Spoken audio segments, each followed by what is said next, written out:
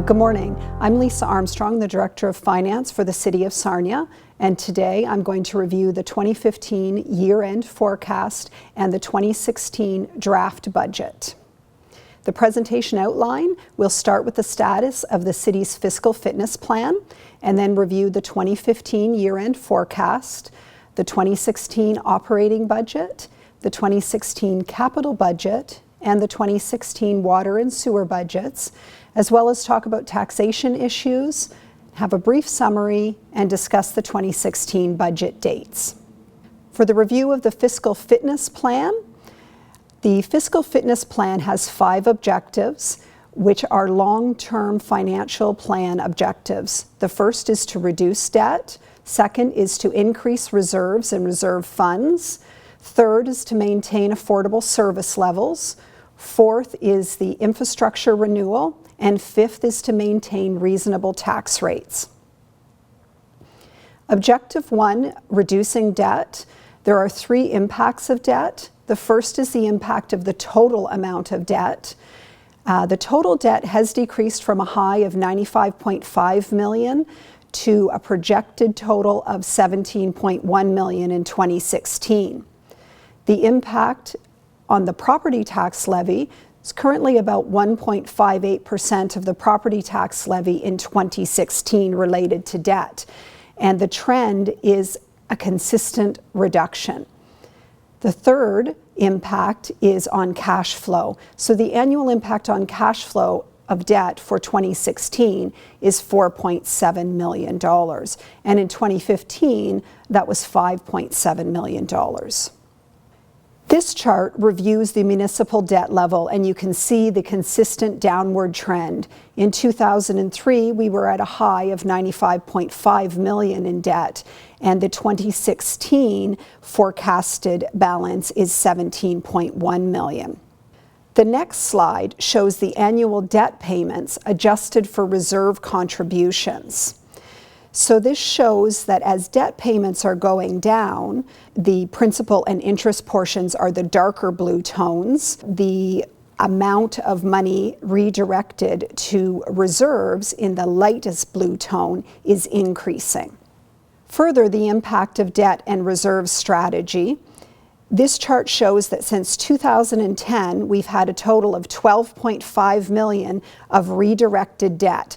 So this was money that was previously used to pay debt payments, and instead it has been redirected to reserves and capital spending.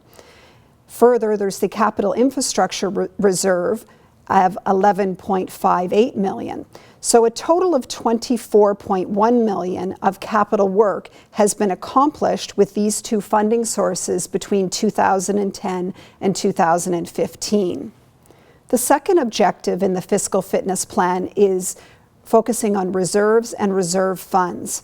So this chart shows the amount of money in reserve funds with the City of Sarnia since 2003. And reserve funds, you can think of, they're similar to savings accounts. So we put money away for future spending that we know we need to make. So in 2016, you'll see the reserves, reserve funds, and obligatory funds. Obligatory funds are in the lightest blue. For 2015, the reserve and reserve fund forecast as of the end of December is projected to be $29.866 million. Of that, we take off the Development Charge Reserve Fund and the Sarnia Harbor Federal Reserve Fund, as these are obligatory and require specific spending, so they're not available for general spending. And so the remaining reserve balance is $15.8 million. So this does not leave Council much room in dealing with unexpected issues. Reserves and reserve funds, there are funding sources and funding uses. As far as funding sources, there are contributions from the operating, transit, water, and sewer budgets. There's also senior government restricted grants, for instance, the gas tax or the harbor funding that we've recently received, or direct revenues. As far as funding uses, we spend money on capital programs, contributions to the operating budget, and direct expenditures. Objective 3 of the Fiscal Fitness Program is to maintain affordable service levels. This objective involves a review by the city departments during the budget preparations of their various programs and services. There are no new programs included in the 2016 draft current budget. Funding has been included to improve the IT service level based on the recent IT review. Council is responsible for cutting any existing programs and services. Objective 4 of the Fiscal Fitness Program is infrastructure renewal. So the focus of Council has been on capital projects, specifically road, water, and sewer rehabilitation. There's a need to ensure that other infrastructure, such as buildings and equipment, are maintained. The Asset Management Plan has previously been filed with the province and forms the basis for our capital decisions. The fifth objective is to maintain reasonable tax rates.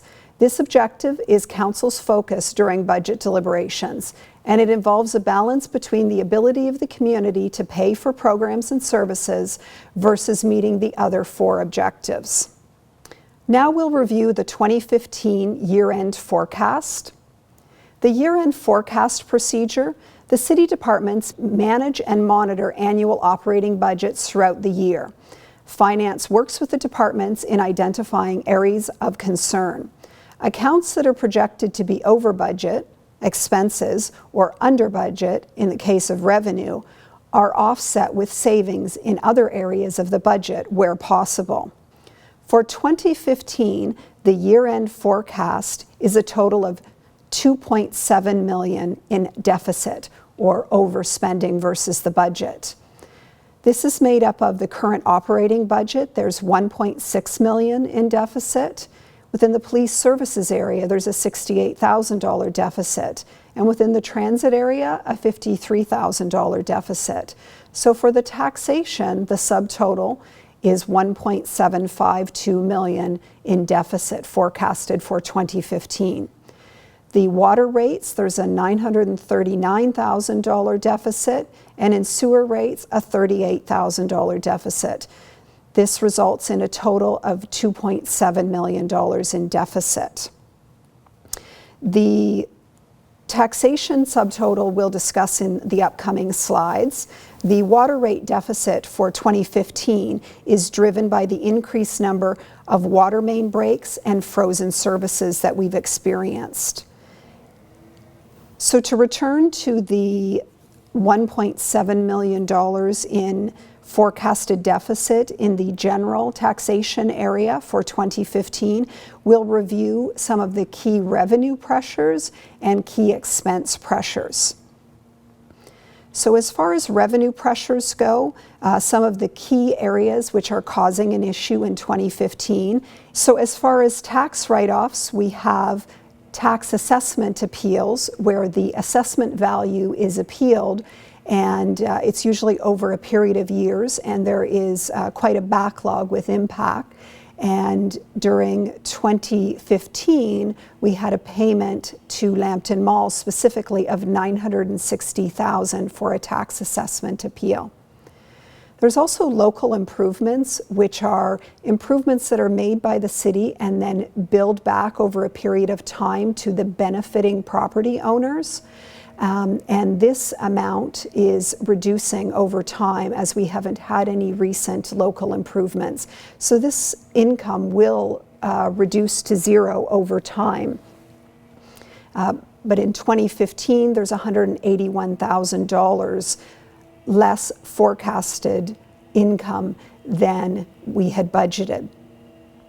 There's the penalty and interest on taxes, and we've been very successful with our pre-authorized payment plan for tax payments, and it's very difficult, therefore, to predict what penalty and interest income will be received. So we are approximately $89,000 short of what we had budgeted. The building permit revenue is lower than planned for 2015, and there's a $61,000 shortfall. For bylaw enforcement, which is predominantly parking violations. There was a budget of $300,000, and the projection for 2015 is $138,000. So the unfavorable variance is $162,000. And this is due to a shift toward a compliance model with a reduction in the level of violations. The next slide goes into the key expense categories where we're having issues in 2015. The first category is the fire officer's severance pay, which is sick time payout in lieu of long-term disability. There was nothing budgeted in 2015 for this, but there was approximately $175,000 in payments.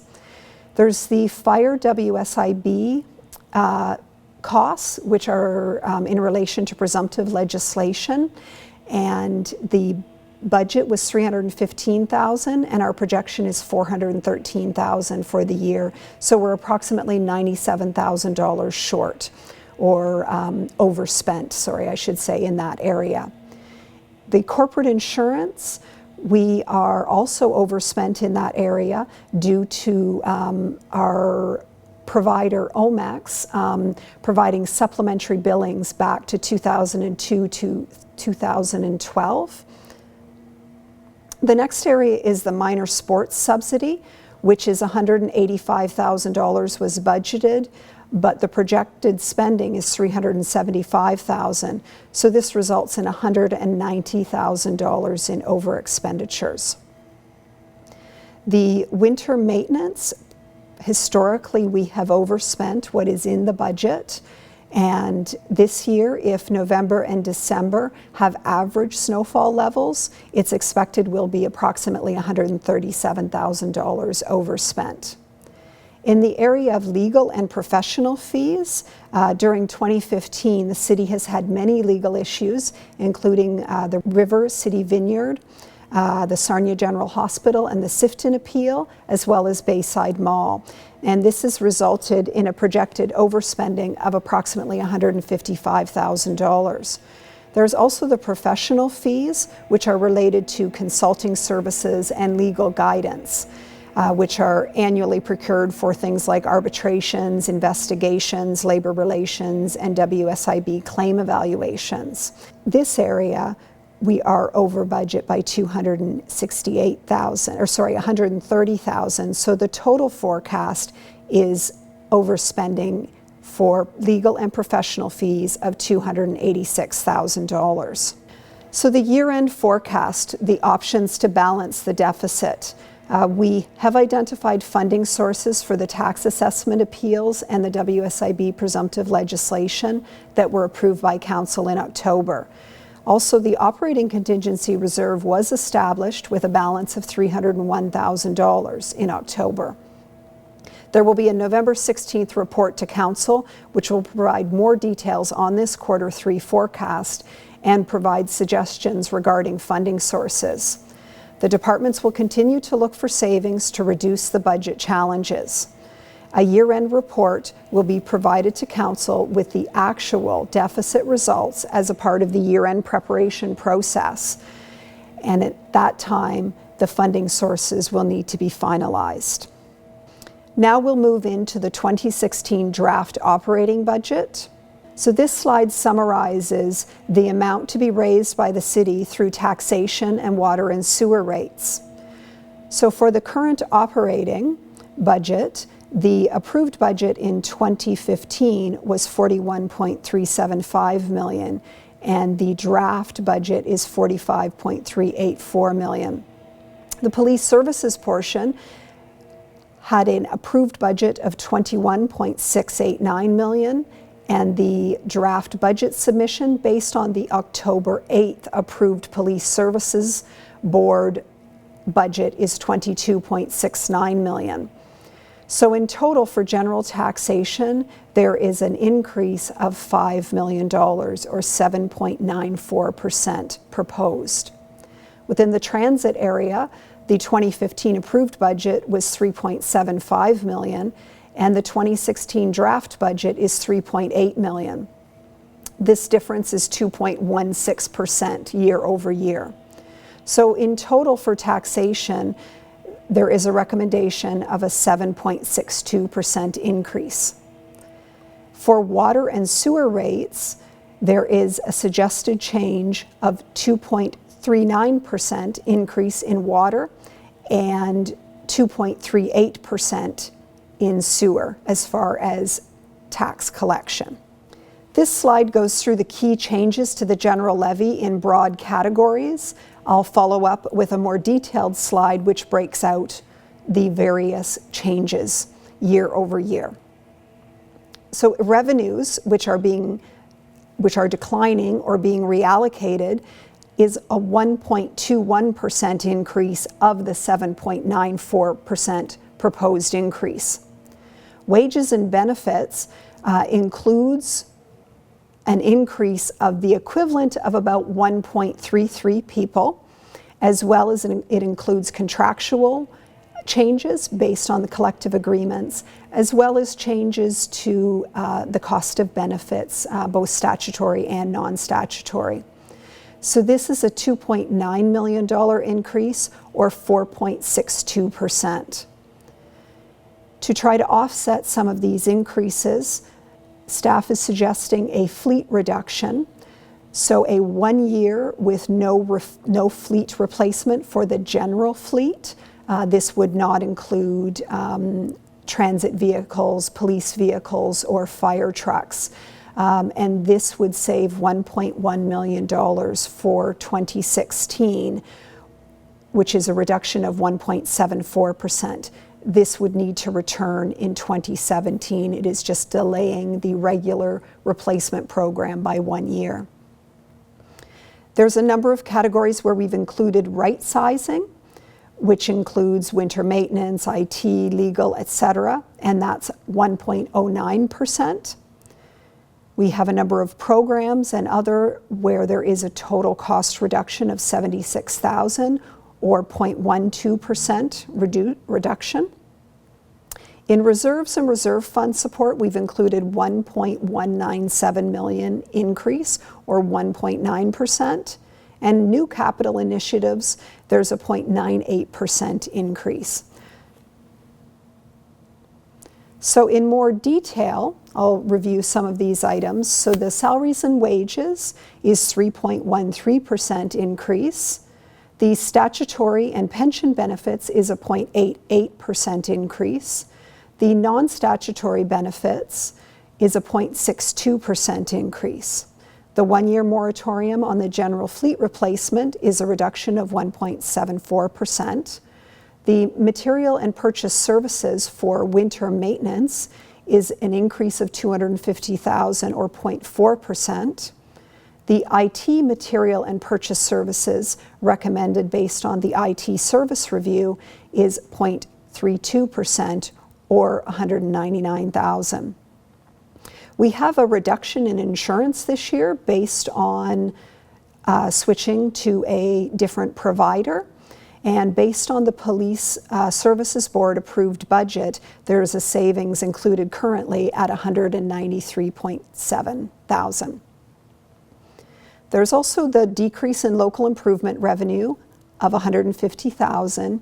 Legal fees associated with the Sifton appeal are estimated at $137,000, although this may not be sufficient.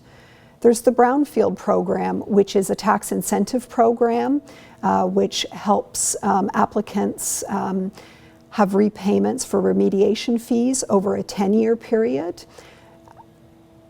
This is in year one.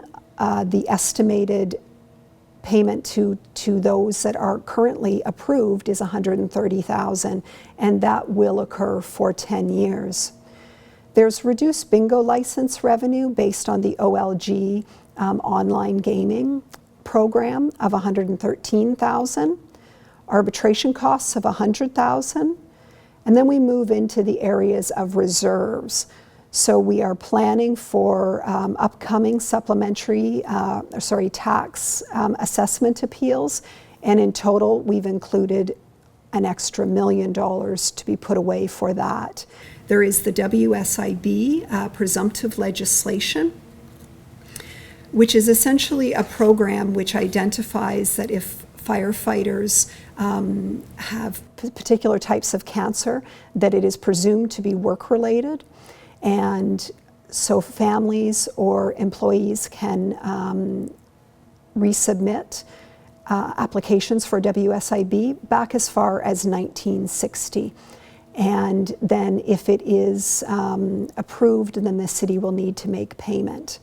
This is very difficult to estimate the actual cost of this, so we are trying to put away money for this, but it is estimated at over $1.9 million for 2016. So to avoid having that entire increase added to the levy in 1 year, we are suggesting borrowing from our reserves and splitting that cost over 5 years. So there's $460,000 included in the 2016 draft budget for that. The next 3 items are in relation to new capital projects, which are the Transportation Master Plan, the Parks and Recreation, infrastructure renewal, and the resurfacing and rural roads. These plans were previously approved by Council, and we've included funding at the low end of the range given the other budget pressures. There is the reserve fund for the Lambton Mall tax refund. As I already mentioned, we've split that over 5 years for $117,000 to affect 2016. And then Council, through the deficit management motion, required the creation of an operating contingency reserve, and this was established in 2015, and we are suggesting adding $120,000 to that reserve in 2016. So in total, you'll see the general levy increase of just over $5 million year over year, and that's a total of 7.94%. For the transit levy, the draft levy increase is 2.16%, and that equates to $1.21 in increase per year based on the residential assessment of $100,000. And any cuts to reduce the transit levy will involve service cuts or route cuts and may impact the amount of gas tax that can be used to help fund the transit operation. The next slide goes through the projected tax impact per $100,000 of residential assessment. So if a homeowner has a home assessed at $100,000, in 2015, the city and transit portion of their taxes would have been $862. What we've proposed for 2016 would result in a $927 city and transit portion. This does not include the county portion of taxes or the educational portion. This pie chart goes through the distribution of the city tax levy by function. So you can see, as far as expenditures, the police portion is 30%, fire is 24%, engineering and public works is 11%, general government is 14%, parks and recreation is 7%, transit is 6%, debt 2%, reserves 4%, and other 2%.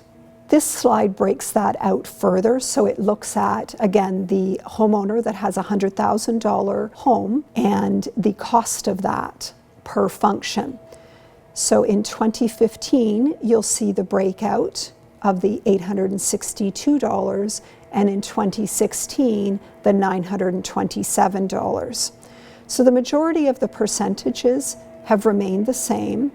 For example, police, there's a slight shift from 31% down to 30%, which was $267 out of the $862 in 2015, whereas in 2016, there's $277 out of the $927 related to the cost of police.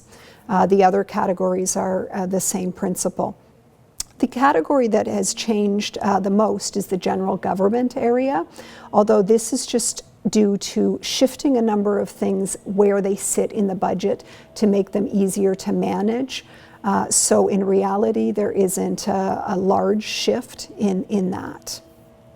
Next, we'll go through the 2016 draft capital budget. So the total draft capital budget is $20.7 million.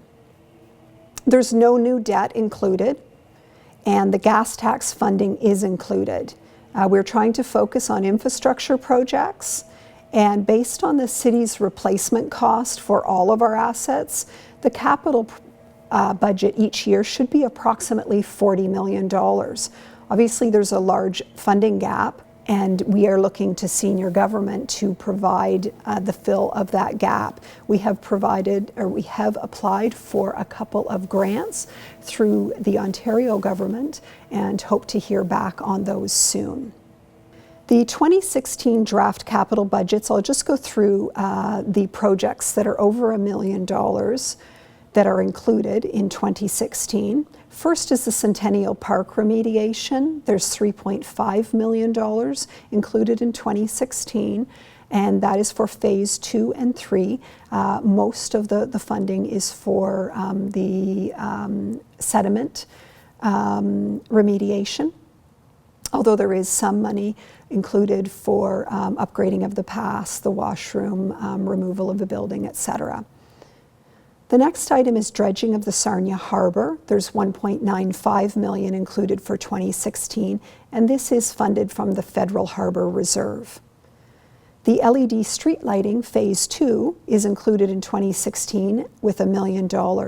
We did complete phase 1 and have seen decreases in our electricity costs, and so we're moving forward with phase 2. And the funding will be from the federal gas tax as well as the IESO rebate.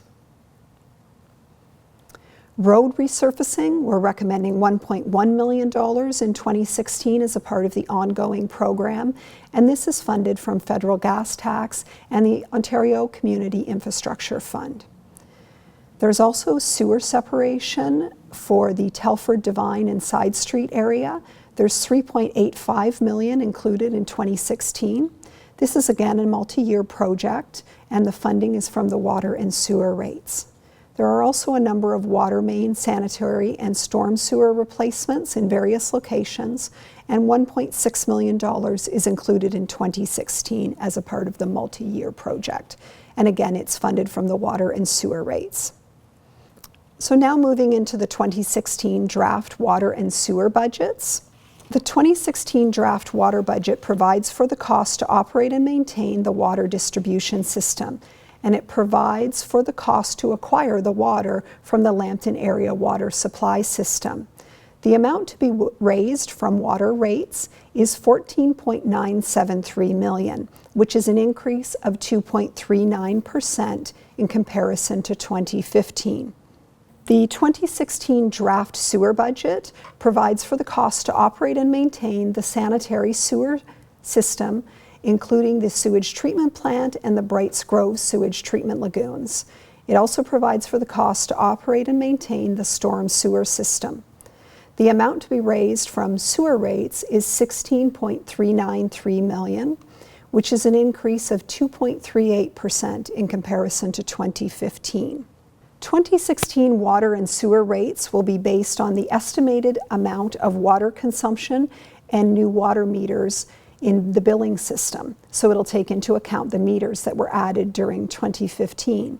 A report will be provided to Council for Budget Deliberation Day, which is December 1st, in order to set the 2016 water and sewer rates.